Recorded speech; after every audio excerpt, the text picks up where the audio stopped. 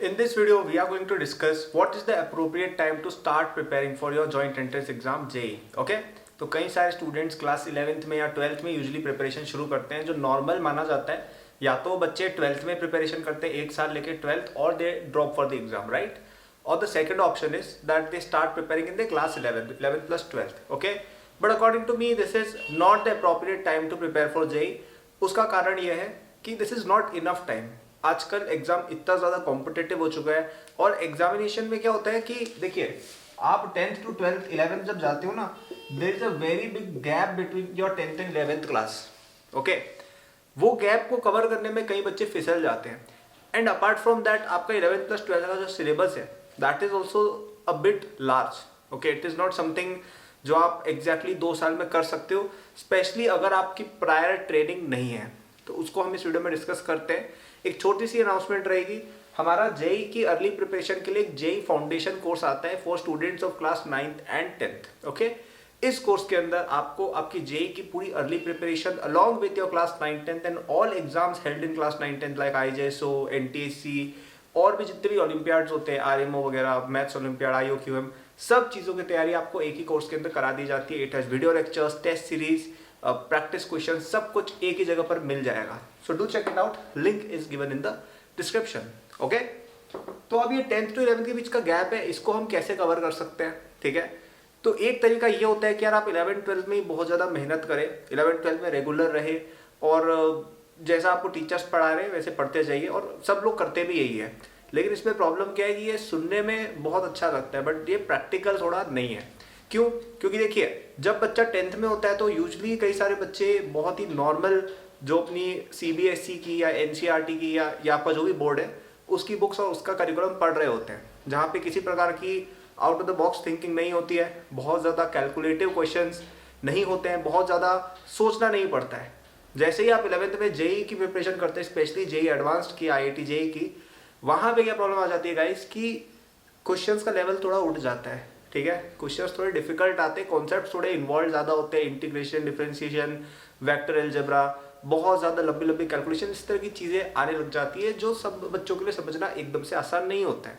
And लगभग 11th के starting के 4 to 5 मंथ्स इन्हीं सब में चले जाते हैं कि हम यही सब ढूंढ रहे हैं कि अरे यार वेक्टर क्या होता है, अरे यार ये कैसे इक्वेशन सॉल्व कर दी. ये छोटी छोटी चीज़ों में हम फंसे रहते हैं. ठीक है, तो अगर आप 11th से एग्जैक्ट अपनी प्रिपरेशन शुरू करते हैं ना, तो दिक्कत ये आती है कि 11th के स्टार्टिंग के 4-5 महीने बहुत स्ट्रगल रहता है, और जब तक वो स्ट्रगल खत्म होता है ना, तब तक डिफिकल्ट चैप्टर्स आ जाते हैं और आपकी बैकलॉग बिल्ड हो चुकी होती है, जो शायद आपके एंड तक ना उतरे, और फिर एक डिफिकल्ट साइकिल होता जाता है और आपकी 12th तक वो चलता है, और JEE में यूजली स्कोर नहीं अच्छा आता है. तो इसका सॉल्यूशन मेरे हिसाब से ये है कि आपको एटलीस्ट 1 साल पहले, यानी एटलीस्ट क्लास 10th में थोड़ा सा JEE की तरफ अवेयर होकर पढ़ाई शुरू कर देनी चाहिए. अब इसका क्या मतलब है?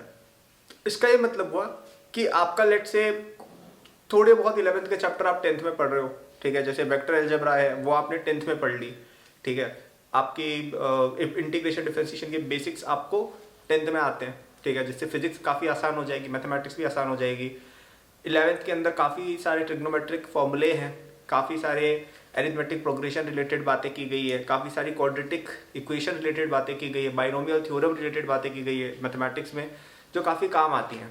इनको हम 10th में ही पढ़ ले, आसान टॉपिक्स भी है. ठीक है, थोड़ा सा स्ट्रेट लाइन वाला जो पोर्शन है 11th का, वो हम 10th में पढ़ ले, तो थोड़े थोड़े चैप्टर्स, लेट से इवन 30-40% चैप्टर, स्पेशली जो स्टार्टिंग के चैप्टर्स है 11th के, इवन अगर वो भी हमें 10th में आ जाए तो काफ़ी ज़्यादा प्रॉब्लम हमारी सॉल्व हो जाएगी, क्योंकि बैकलॉग फिर बिल्ड होगी ही नहीं. क्योंकि आपको 11th की चीज़ें समझने में डिफिकल्टी आएगी नहीं, क्योंकि आपने पहले से पढ़ रखी हैं. ठीक है, तो आप क्या कर सकते हो, फिर बैकलॉग की जगह फ्रंट लॉग रख सकते हो. मतलब आपके चैप्टर पीछे नहीं छूट के आप और आगे चल रहे हो सिलेबस से. ये ऑलमोस्ट सारे ही टॉपर्स करते हैं, मैं भी करता था कि पहले से चैप्टर पढ़ रखे हैं, क्योंकि टाइम है. ठीक है, तो इसलिए मैं सजेस्ट करूंगा एटलीस्ट क्लास 10th में तो यार हर बच्चे को, अगर आप अवेयर हो तो आपको करनी चाहिए. एक तो है कि यार हम अवेयर नहीं है इसलिए हम तैयारी नहीं कर रहे हैं. ठीक है, वो समझ में आता है. लेकिन आप अगर अवेयर हो कि आपके फ्रेंड्स JEE की प्रिपरेशन 10th में कर रहे हैं, 9th में कर रहे हैं, और आप नहीं कर रहे हो, तो आप जानबूझ के फिर आप अपने आप को डिले कर रहे हो. फिर आप बहाना भी नहीं मार सकते बाद में, कह रहे हो तो पता नहीं था. ठीक है, आपको पता था, आपने एक्शन नहीं लिया. ओके, अब क्या क्लास 9th में करना चाहिए, 8th में करना चाहिए, 7th में करना चाहिए, इसका भी मैं बता देता हूँ. मेरे अकॉर्डिंग क्लास 9th में आप कर सकते हो. ठीक है। 9th में आप जेई की प्रिपरेशन कर सकते हो, कोई दिक्कत नहीं है।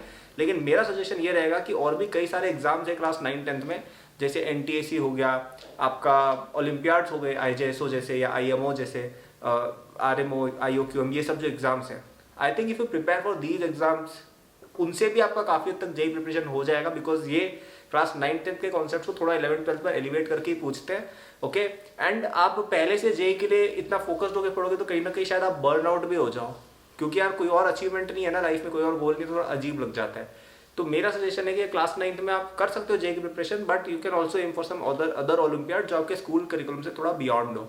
ओके, उससे पहले करनी चाहिए क्या 6ठी 7वीं 8वीं के भी कई सारे बच्चों के पेरेंट्स और इवन बच्चे भी पूछते हैं। मेरा आंसर यार नहीं करनी चाहिए, क्योंकि यार बहुत ज़्यादा अर्ली हो जाता है, ठीक है, बहुत थोड़ा सा ज़्यादा ही अर्ली हो गया मेरे अकॉर्डिंग तो। मतलब 8th में या 7th में preparation I do not suggest it. 10th के बच्चे करो, बिल्कुल करो, 9th के बच्चे भी कर सकते हैं, लेकिन बहुत ज़्यादा पहले जेई के लिए ही फोकस होकर पढ़ना I don't think it make sense. क्योंकि देखो हो सकता है कि करिकुलम वगैरह भी चेंज हो, एग्जाम पैटर्न चेंज हो, बहुत चीज़ें होती रहती है। तो मेरा सजेशन ये रहेगा कि अगर आप पढ़ने की तरफ थोड़ा एंथुसियास्टिक है तो आप कोर्सेज करते रहिए, डिफरेंट ओलंपियाड्स की तैयारी करते रहिए, अपने सिलेबस से बियॉन्ड पढ़ते रहिए, साइंस मैथ थोड़ी एक्सप्लोर कीजिए, वो ऑटोमेटिक आपकी जेई की तैयारी ही हो रही है। लेकिन उसको किसी एग्जाम के फॉर्मेट में रख के पढ़ाई ना कीजिए। That would be my suggestion, and that is why I suggest you to take this particular course as well.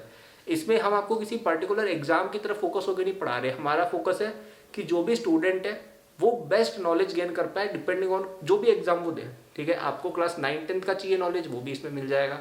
आपको एनटीसी का करना है, वो भी इसमें मिल जाएगा। आपको ओलंपियाड्स का करना है, आपको आरएमओ की तैयारी करनी है, जो मैथ्स ओलंपियाड होता है उसकी, आपको आईजेएसओ की प्रिपरेशन करनी है, वो भी इसमें आपको मिल जाएगा।